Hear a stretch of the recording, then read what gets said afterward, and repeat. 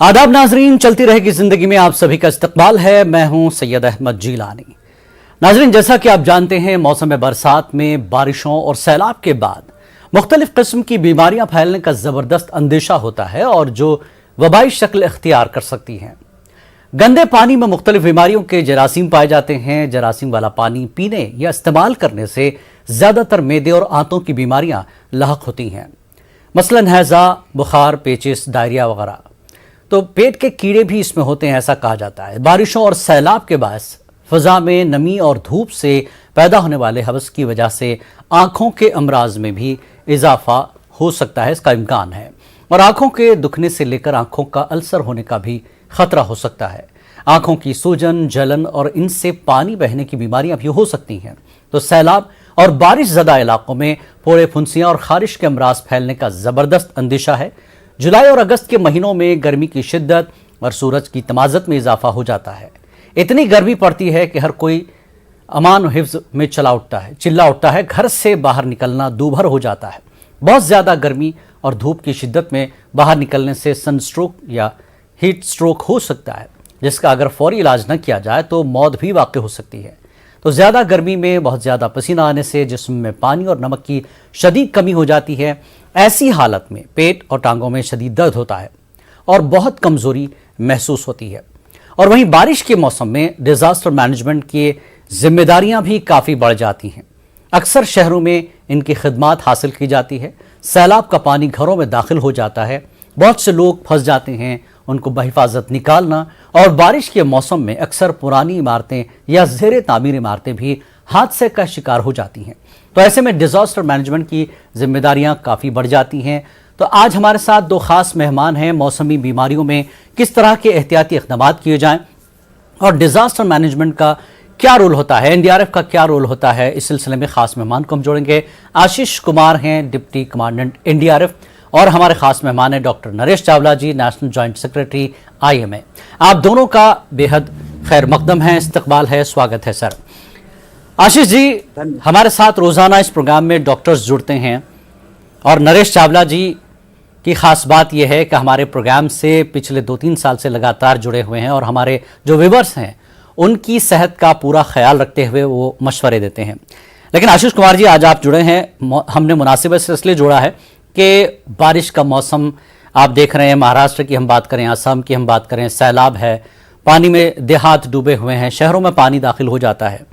तो ऐसे में एनडीआरएफ की एक बड़ी जिम्मेदारी है और ख़तरों से भी आप खेलते हैं एक तरह से। तो किस तरह का काम एनडीआरएफ का होता है, आम लोगों को पहले तो ये बता दीजिए। जैसा कि एनडीआरएफ का नाम ही है नेशनल डिजास्टर रिस्पांस फोर्स। जी जी, मतलब कि डिजास्टर के समय में रिस्पांस करना और लोगों को सुरक्षा पहुंचाना।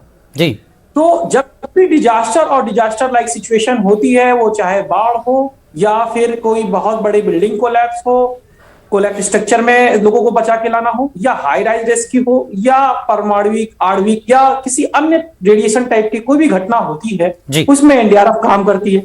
अभी बारिश का माहौल है, इसमें बाढ़ की संभावनाएं ज्यादा रहती है और कुछ हद तक बिल्डिंग कोलैप्स जो पुरानी हो जाती है उसमें गिरने की संभावना रहती है, बिजली गिरने के चांस रहते हैं। इन सब चीजों में एनडीआरएफ लोगों को काम करती है और लोगों को बचाती है, उन लोगों को सुरक्षित जगह पर पहुंचाने का काम एनडीआरएफ का एज ए डिजास्टर में रिस्पांस करने का काम रहता है। जी जी, बिल्कुल। डॉक्टर नरेश चावला जी, हम लगातार कोरोना पे आपसे बात करते रहे पिछले 2-2.5 साल से। सर, लगातार एक बार फिर मामले बढ़ते दिखाई दे रहे हैं, बढ़ रहे हैं, और एक तरफ बारिश का मौसम भी है कई स्टेट में, और कहा जाता है कि बारिश का मौसम कई बीमारियों को जन्म भी देता है जब तब्दीली होती है मौसम की। तो किस तरह के, मैंने कुछ थोड़ा सा जिक्र किया था सैलाब और बारिश में जिस तरह से बीमारियां होती हैं, वबाई बीमारियां, कैसी एहतियात बरती जाए और किस तरह की बीमारियां होंगी, तो कैसे आपको रहना है इस मौसम में, थोड़ा सा हमारे व्यूअर्स पर बताएं इसको। तो पहली बात तो नो डाउट कोरोना की या कोविड-19 की I will not call it A fourth wave, एक चौथा सिलसिला चल रहा है जो पिछले 1-1.5 महीने से स्टार्ट हुआ है। लेकिन अभी इसकी बीमारियां जो प्रकोप है काफ़ी माइल्ड कहलाएगा। हार्डली अभी तक हमने maximum cases all over across India maximum 18-19 से ज़्यादा देखे हैं पर डे, जो कल तक केसेस 12-13 हज़ार थे, जो कि काफ़ी कम है। और ज़मीनी सच्चाई ये है कि जो केसेस हम क्लिनिक्स में देख रहे हैं वो काफ़ी माइल्ड हैं, उससे कोई बहुत ज़्यादा पेशेंट्स का नुकसान नहीं हो रहा, आसानी से ठीक हो जाते हैं, और कोई हॉस्पिटलाइजेशन की और किसी आईसीयू या मौत का नंबर बहुत कम आ रहा है। सिर्फ जो हमारी कोमॉर्बिड बीमारियों के पेशेंट्स हैं, जिनको की रिस्की बीमारियां हैं, कोई uncontrolled diabetes, heart disease, heart failure, lung failure, kidney failure, और जो रिस्क वाले पेशेंट उनको बच के रहना चाहिए। यहाँ तक ये बात तो मैंने की कोरोना की, इसलिए कोरोना से आप अपना कोरोना एप्रोप्रिएट बिहेवियर फॉलो कीजिएगा, आप वैक्सीनेशन करिएगा, लेकिन अभी कोई अलार्म या पैनिक वाली बात बिल्कुल भी नहीं है। और बात आ गई मेनली बीमारियां जो कि गर्मियों के बाद बारिशों में स्टार्ट होती हैं।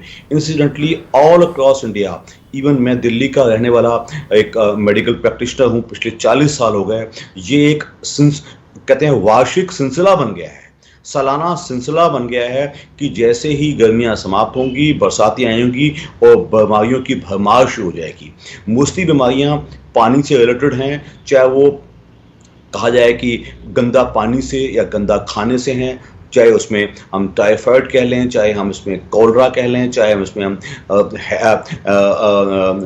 जो दूसरी बीमारियां शिगलोसिस है, जो पेट के वर्म्स की शिकायतें हैं, ये सब एकदम बढ़ जाती हैं। और इसके ऊपर दूसरी बीमारी है जो है मच्छर इंड्यूस्ड हैं, वो दूसरी आपने देखा होगा हर 2-4 साल बाद डेंगू का एपिडेमिक का आना और साथ में चिकनगुनिया का एपिडेमिक आना, ये एक सिलसिला बन चुका है।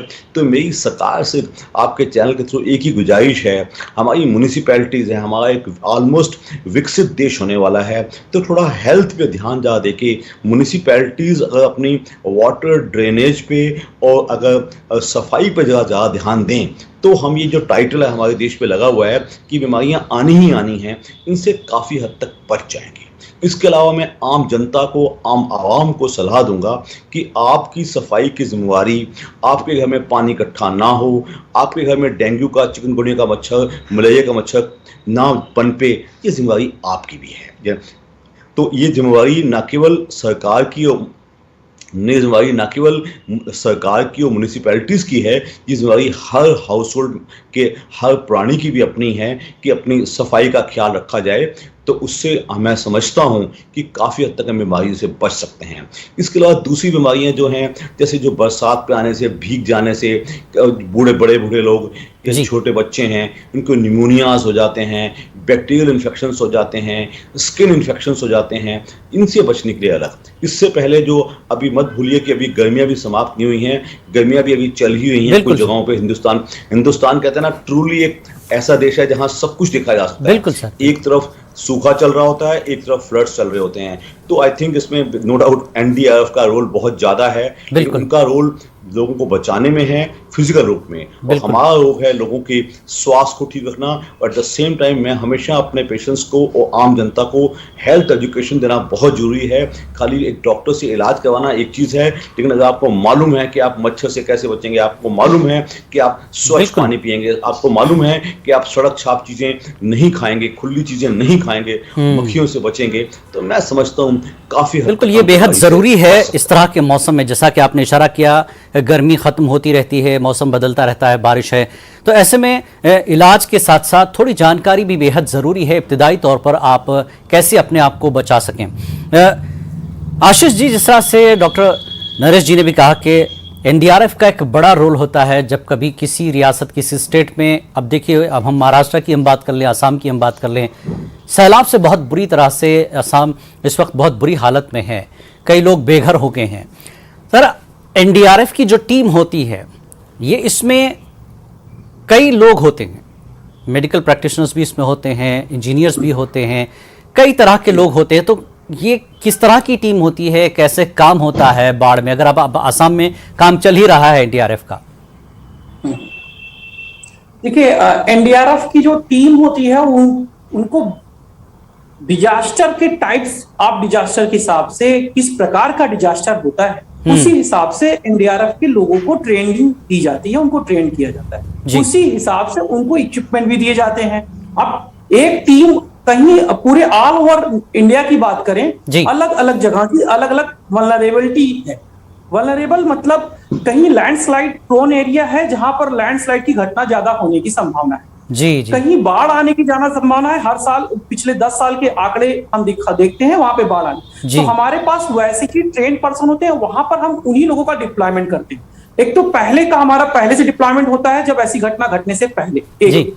बेसिकली हम क्या करते हैं, इसमें 3 भाग में काम करते हैं। पहला कि जब कभी हमारी घटना नहीं घटी है, पहले हम जाते हैं लोकल लोगों को ट्रेन करते हैं ताकि फर्स्ट रिस्पॉन्डर का वो काम कर सके, जिसे हम कम्युनिटी अवेयरनेस प्रोग्राम का नाम देते हैं। जी। सेकेंड कि क्या करते हैं, वहां पर हम प्री पोजीशन टीम ले जाते हैं, जो कि घटना घटने से पहले ही हम तुरंत रिस्पॉन्स कर सके।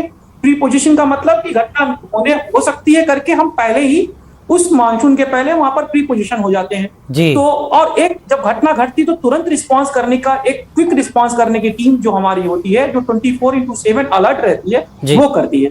अब बात आती है आपकी जो एनडीआरएफ जो इक्विपमेंट कौन सा यूज करती है, या लोग कैसे ट्रेंड होते हैं और कौन से लोग किस टाइप से हमारे बटे होते हैं। एक टीम में अलग अलग टाइप्स के मेडिकल टीम हम लोग उसमें छोटी बना चुके होते हैं जी। रिजर्व टीम बनाते हैं, इक्विपमेंट हैंडलिंग टीम अलग रहती है, और उसके अंदर सब टीम भी फिर बांट देते हैं। जैसे मान लीजिए एक टीम 47 की है तो उसको हम 10, 5, 7 ऐसे करके बांटते हैं, ताकि एक टीम कहीं भी जाती है, चाहे वो ड्राइवर को ड्राइवर का टीम हो तो ड्राइवर उसी 47 में आ जाएगी, मेडिकल के 6 मेंबर है तो वो आ जाएंगे, एडमिनिस्ट्रेशन का देखना है तो वो आ जाएंगे, फिर डॉग हैंडलर या केनाइन का अगर देखना है तो वो आ जाएंगे, इक्विपमेंट जो रिजर्व है और जो चलाने हैंडलिंग करने के लिए उसी में आ जाएंगे। तो हमारा टीम का फिर से सब डिस्ट्रीब्यूशन विद इन टीम भी होता है, और वो टीम अलग अलग स्पेशलाइज लोकेशन पे जैसे अलग जाती है। अब मान लीजिए कि कहीं घटना घट गई लैंडस्लाइड की, तो हमारे पास उस समय FWR जिसे हम first flood water rescue operation कहते हैं वो टीम नहीं जाएगी, हमारे पास लैंडस्लाइड की या फिर कोलैप्स स्ट्रक्चर वाली टीम जाएगी। तो हमारा टीम इंटरनल डिस्ट्रीब्यूशन ऐसे होता है और उसी हिसाब से हम ट्रेनिंग देते हैं। यानी जिस तरह का हादसा होगा, जिस तरह का वाकया होगा, उस तरह से आपकी टीम रेडी रहती है ताकि वहां पर वो काम हो जाए। जिस तरीके का वाकया होगा उसी हिसाब से हमारी टीम मार्च करती है, उसी टाइम पे उसी हिसाब से हमारी टीमों का रिस्पांस होता है और उन्हीं टीमों का रिस्पांस होता है। ये बहुत बहुत जिम्मेदारी का काम है और बड़ा ही खतरे वाला काम है। आशीष जी, नरेश चावला जी, जिस तरह से आपने मौसमी बीमारियों के बारे में कहा कि ये सारी बीमारियां पानी से ज़्यादातर होती हैं जब मौसम बदलता है, बारिश के मौसम में। सर, बाढ़ वाले इलाकों में लोगों को पानी का मसला रहता है, पीने का पानी, लोग पानी में घिरे रहते हैं, तो ऐसे लोगों को अपने घरों में या उनके मकान जिस तरह के बाढ़ वाले इलाकों में हैं, तो किस तरह की मेडिसिन, किस तरह की एहतियाती जो है कदम उठाने चाहिए उनको कि हम पानी साफ करके पी सकें, या उसका कुछ ऐसा अल्टरनेट निकालें कि हम बीमार भी ना हों और बाढ़ से बचे रहें। इसमें कोई शक नहीं कि फ्लड वाले इलाके में जहां ज़्यादातर जनता फॉर एग्जांपल घरों में पानी घुसा हुआ है, रेगुलर किचन्स काम नहीं कर सकती, पानी उबालने का इंतजाम नहीं हो सकता, तो और प्लस सारा इंतजाम कोई भी जो हमारे डिजास्टर मैनेजमेंट वाले लोग हैं वो प्रोवाइड कर रहे हैं, वो पानी प्रोवाइड कर रहे हैं, वो खाना प्रोवाइड कर रहे हैं, वो फूड पैकेट्स प्रोवाइड कर रहे हैं। तो वहाँ तो एक ही चीज़ है, वहाँ आपका कोई पानी जो भी मिलेगा ऑब्वियसली वहाँ हम म्यूनिसिपैलिटी का पानी की उम्मीद कर ही नहीं सकते, क्योंकि वहाँ सिस्टम फेल हो चुका होता है। वहाँ जो पानी का और जो सीवर का पानी है वो मिल चुके होते हैं, यानी कि वो पानी पिया ही नहीं जा सकता। जी बिल्कुल। वहाँ तो एक ही इंतजाम रह गया, या वहाँ तो बोटल्ड वाटर जाएगा, यानी कि बिस्लरी टाइप पानी वाली पानी का इंतजाम हो सकता है, या जो दूसरा कोई सस्ता तरीका है वो वही है कि लोग क्लोरीन टैबलेट्स हैं जो कि पानी में साफ पानी में जो ऐड की जाएं, तो यही मुझे समझ आता है कि जो आसानी से है। और जहाँ कहीं थोड़ा सा पानी को पीने से पहले बॉयल किया जा सके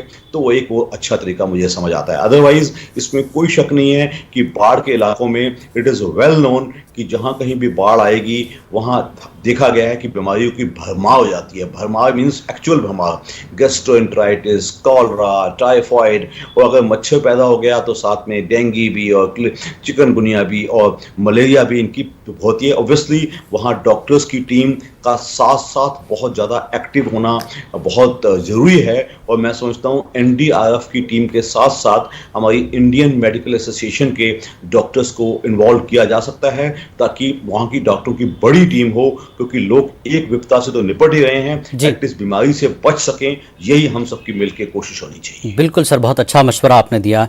आशीष जी, जिस तरह से नरेश जी ने कहा कि आपने खुद भी कहा कि आपकी टीम जिस तरह से जैसा माहौल होता है, जिस तरह का वाक़या होता है, उस तरह से आप टीम तैयार करते हैं। सर, एक चीज़ जानना चाहूँगा, जैसे पहाड़ी इलाके होते हैं, चट्टानें होती हैं, स्लाइडिंग का मामला इस जगहों पे बहुत ज़्यादा होता है, लैंड स्लाइडिंग का, तो ऐसे इलाकों के लोगों को एहतियाती तौर पर किस तरह के कदम पहले से उठाने चाहिए, क्योंकि मौसम खराब है, बारिश होगी, लैंडस्लाइडिंग का मसला उस एरिया में ज़्यादा होता है। और दूसरा, सैलाब वाले इलाकों में लोगों को एहतियाती कदम कैसे उठाने चाहिए, अपने बचाव के लिए उनके पास क्या कुछ होना चाहिए?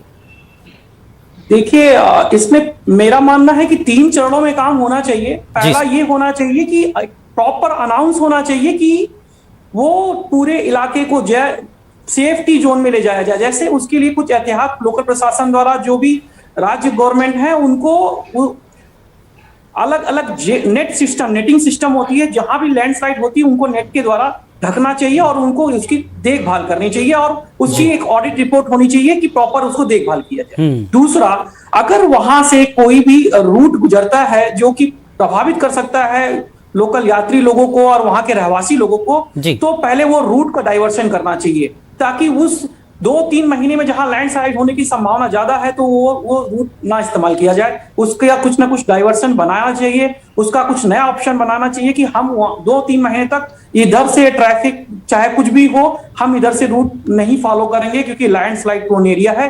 और थर्ड जो चरण है, जो तीसरा फेज है, उसमें अगर वहां से लगे हुए लोग वहां पे रहते हैं, रहवासी हैं, तो वहां पर उन लोगों को कई सुरक्षित जगह पहले से दी जाए और वहां से शिफ्टिंग कर दी जाए। अनाउंस सिस्टम के द्वारा, लोकल गवर्नमेंट के द्वारा उनको बताया जाए कि यहां से आप शिफ्ट कर जाएं और कहीं दूर जहां सुरक्षित जगह है 2 से 3 महीने मिनिमम वहां पर आप रहें, और अगर मामला नॉर्मल हो जाता है या थोड़ा सेफ्टी का देखते हुए फिर आगे आप वहां पर दोबारा आ सकते हैं। और ये 3 चरणों में मेरा मानना है अगर रहते हैं तो इसको मिनिमाइज किया जा सकता है। ये पूरी तरीके से सेफ नहीं है, लेकिन ऑन द ओकेजन, तुरंत ऑन द स्पॉट की बात किया जाए तो ये तीनों चरण अगर अपनाया जाएगा तो बहुत कुछ हद तक ये सुरक्षित रह सकते हैं लोग। जी बिल्कुल, ये एक अच्छा मशवरा है लोगों के लिए कि एहतियाती इकदाम पहले से उठा लिए जाएं, इलाके में किस तरह की आफत आ सकती है उस हिसाब से। नरेश चावला जी, अगर हम बात, जैसा कि आपने कहा कि देहात में तो टीम काम करती है, एनडीआरएफ की टीम काम करती है, मेडिकल जो है, हेल्थ जो है, वहाँ पर टेंट लगाए जाते हैं, लोगों की सेवा की जाती है। सर, शहरों में भी हम देखते हैं कि सड़कें डूब जाती हैं, पानी का ठहराव होता है, निकासी सही नहीं हो पाती है। तो सर, ऐसे शहरों में घरों में भी अब पानी दाखिल हो रहा है, तो चूंकि बारिश का पानी है, सड़कों से पता नहीं कहाँ कहाँ गंदी जगहों से पानी आता हुआ दुकान या मकान में दाखिल हो जाता है। तो शहरी इलाकों में जो बीमारियों की समस्या है, बीमारियों का जो मसला है, शहरी इलाकों में किस तरह के मसाइल आपके अपने तजुर्बात में रहे हैं अब तक बारिश के बाद? इसमें कोई शक नहीं है, आज की तारीख में हिंदुस्तान में इवन बड़े शहरों में भी और छोटे शहरों में भी हम फ्लड्स खुलेआम देख रहे हैं। पानी बढ़ जाता है और एक घर में 3-3, 4-4, 5-5, 6 फुट तक पानी भर गया तो सारा सिस्टम कैंसिल हो जाता है। नो डाउट जो शहर के लोग हैं वो थोड़ा सा, उनको सोशियो इकोनॉमिकली थोड़ा सा बेटर प्लेस्ड हैं और एजुकेशन लेवल थोड़ा बेहतर होता है, तो इंतज़ाम करना थोड़ा बेहतर रहेगा। Obviously pani will have to be bottled water, चाहे वो बोट से लाया जाए, चाहे कहीं से लाया जाए, चाहे इसको बॉयल किया जाए, तो ये जरूर देखा जाए। और इसमें देखो, ये जो it is definitely A disaster, it is not a normal happening जिसमें हर चीज़ का एक अल्टरनेटिव तरीका ढूंढना पड़ेगा कि ये यहाँ खाना यहाँ से नहीं आएगा, कहाँ से आएगा। तो obviously food packets air drop करना से लेके बोटल वाटर ड्रॉप करना से लेके क्लोरीन टैबलेट्स ड्रॉप करना, ये सब हमने देखे भी हैं और यही ही करने पड़ेंगे। ऑब्वियसली इसमें कोई शक नहीं है कि इन इलाकों में जो इलनेस रेट है वो बहुत बढ़ जाता है, एकदम लगातार लोग बीमार पड़ने शुरू हो जाते हैं, तरह तरह की बीमारियां, मॉस्किटो वाली बीमारियां, पानी वाली बीमारियां। तो इसलिए आई वुड से कि obviously the members of Indian Medical Association have to play a greater role. तो मैंने पहले यहाँ हुआ भी है, हमें याद है जब मुंबई में कुछ टाइम पहले ये कोरोना की भरमार थी तो धारावी जो एक बहुत बड़ा हटमेंट, बहुत बड़ा जे कॉलोनी टाइप है, तो वहाँ बकायदा आईएमए मुंबई की टीम्स गई थी।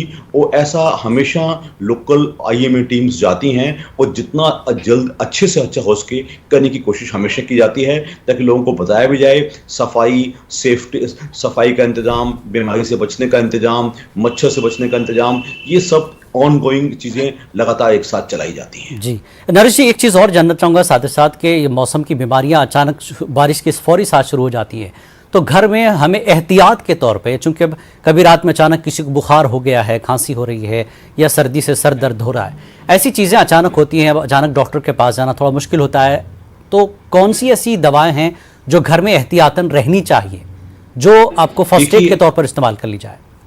इसमें कोई शक नहीं है कि जैसे ही सरगर्मियां खत्म होने वाली होती हैं और बरसातें शुरू होती हैं, बीमारियों की भरमार पिछले 40 साल से मुझे डॉक्टरी प्रैक्टिस करते हो गया है। कोई वेला ही साल गुजरा होगा जब एकदम कोई एपिडेमिक या एकदम बड़े हुए केसेस ना आए। तो उसके लिए जो तेज बुखार के लिए हमेशा सिंपल टैबलेट पैरासिटामोल इस्तेमाल की जाए। दूसरी जो इब्रोप्रोफेन टैबलेट वगैरह या ऐसी निमोसिलाइड टैबलेट इस्तेमाल ना की जाए। इसके अलावा सबसे बड़ा इलाज होता है पानी का इंटेक। अगर आपको कोई भी बुखार हो रहा है, आप हमेशा थोड़ा सा जागरूक रहिएगा। पेशेंट का हाइड्रेशन सबसे ज़्यादा इंपॉर्टेंट है। हाइड्रेशन मीन्स कि छोटी छोटी मात्रा प्लेन वाटर, लेमन वाटर, नींबू का पानी, नारियल पानी देना, ओआरएस का पानी देना, ये बड़ा इलाज है।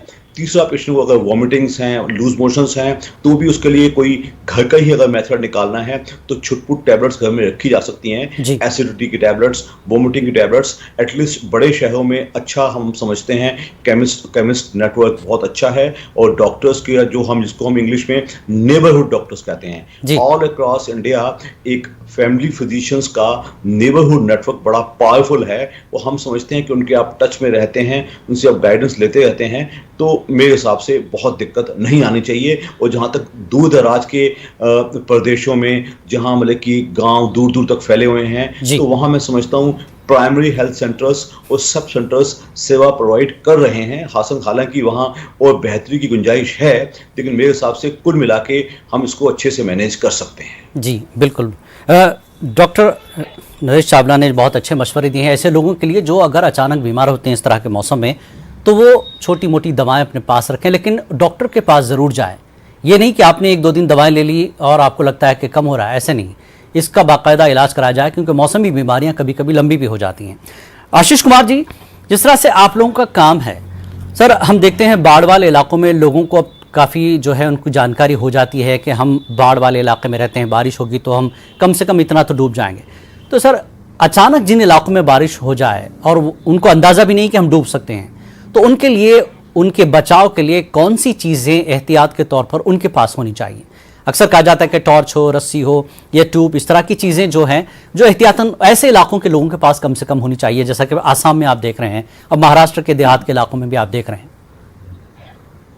देखिए, इसमें हम पहले से ही एक कम्युनिटी को अवेयर करने के लिए कम्युनिटी अवेयरनेस प्रोग्राम चलाते हैं। जी। उसमें हम ये बताते हैं कि लोगों के पास अगर फ्लड या बाढ़ जैसी सिचुएशन आती है, उस समय इम्प्रोवाइज्ड कुछ आइटम्स होने चाहिए, इम्प्रोवाइज इक्विपमेंट बनाया जाना चाहिए। जैसे मान लीजिए घर में कुछ भी लोकल पड़ा हुआ, कोई बम्बू पड़ा हुआ है, कोई गैलन पड़ा हुआ है, कोई प्लास्टिक की बोतल है, अगर हम उसको 5 to 10 बोतल्स का एक बना लें और उसको रस्सी से बांध लें, वो तरीका नॉर्मल है। अगर हम कोई टायर का इस्तेमाल कर लें, कोई गैलन का पानी जिसका उसका कैप बंद करके देखें, ये सारे इम्प्रोवाइज आइटम हैं जो अपने शरीर से अगर बांध कर वो आदमी किधर भी जा सकता है, कितनी भी बाढ़ में हो। अगर 15 फीट से ज्यादा भी पानी आ गया हो और एकाएक आ गया हो, तो वो अपने आप को सेव करने के साथ साथ अपने फैमिली को भी सेव कर सकता है। साथ साथ में हम ये भी बताते हैं कि कुछ रस्सी के होने चाहिए, टार्च होना चाहिए, या कुछ ऐसे जो ड्राई फ्रूट्स होने चाहिए, या एक पैकेट बोल्ड ये सील्ड पानी ऐसा कुछ रखा होना चाहिए, जिससे कि आपको ऐसी कंडीशन आती है तो सील्ड पानी जो पहले से है, जिसको ना खोला गया हो, या फिर कुछ ऐसे खाने के ड्राई फ्रूट्स हैं जो जरूरी नहीं है कि आपके पास खाने हो सकता है 1 दिन तक ना मिल पाए, तो उसके लिए पहले से एहतियात बरती जाए और उसको उसी हिसाब से रखा जाए इमरजेंसी के लिए, या जब इमरजेंसी आ सकती है वो। और इम्प्रोवाइज आइटम के हमने लिस्ट बना रखे हैं कि अलग अलग, चाहे वो घर के घरेलू सामान से, चाहे वो आपके पास घर में बम्बू पड़ा हुआ है, वो गैलन पड़ी हुई हो, चाहे वो बोतल पड़ी हुई हो, या फिर कोई टायर पड़ा हुआ हो, किसी भी प्रकार से जो जिसमें हवा भरी जा सके, और उसको पूरा कवर करके अपने अगर बॉडी से लगाते हैं तो वो आपको फ्लोटिंग करेगा। और साथ में आपके पास कुछ बोतल, और रात का समय हो गया तो टॉर्च का बहुत ज्यादा रोल हो जाता है। अगर रात हो गई तो आपके पास एक टॉर्च जो कि बैटरी से चलती हो। साथ साथ में हम अगर संभव हो तो आप बाहर की न्यूज सुन पाए तो रेडियो का कुछ इंतजाम कर सके, ताकि बाहर की चीजें जो सहूलियत दी जा रही है आपको, वो कहां पर दी जा रही है, वो आप तक पहुंच सके। जी बिल्कुल, बहुत अच्छा मशवरा है आपका ऐसे लोगों के लिए जो बाढ़ के मुतासर होते हैं। नरेश चावला जी, मैं एक सवाल आपसे आखिरी करना चाहूँगा कि ऐसे मौसम में सर बच्चे और बुजुर्ग बहुत ज़्यादा मुतासर हो जाते हैं, तो कैसे इनकी हिफाजत की जाए? खासकर छोटे बच्चे बहुत ज़्यादा मुतासर हो जाते हैं जब मौसम बदलता है, सर्दी या बारिश में भीगते भी हैं बच्चे, अब स्कूल भी चल रहे हैं, तो ऐसे में बच्चों की हिफाजत पेरेंट्स किस तरह से करें सर? अब जिलानी आपने बड़ा अच्छा सवाल पूछा। बच्चे हमारी जो मोस्ट वल्नरेबल सबसेट है, at least till 5 years of age, और छोटा बच्चा जो इन्फेंट है जो 1 साल से कम है वो तो और भी बहुत वल्नरेबल है। तो इतना ही कहेंगे, जो सबसे छोटा बच्चा 1 साल का, माँ कोशिश करे उसको खाली ब्रेस्ट फीडिंग करने की कोशिश करे।